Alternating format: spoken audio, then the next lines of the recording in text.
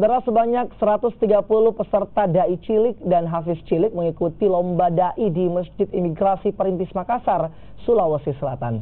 Bahkan salah satu peserta meneteskan air mata saat membawakan ceramahnya.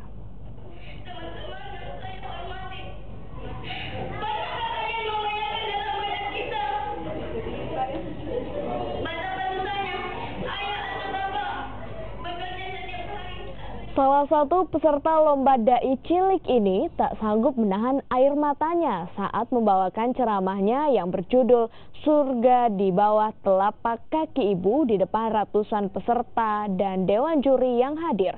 Lomba Dai Cilik ini digelar untuk mengajarkan anak tentang agama Islam sejak dini dan juga mengisi waktu selama bulan suci Ramadan. Sebanyak 130 peserta berpartisipasi yang berasal dari Kota Makassar dan juga dari luar Kota Makassar. Diadakannya kegiatan ini bertujuan untuk mengajarkan tentang agama Islam sejak dini kepada anak-anak. Mempererat hubungan imigrasi kelas 1 Makassar dan juga untuk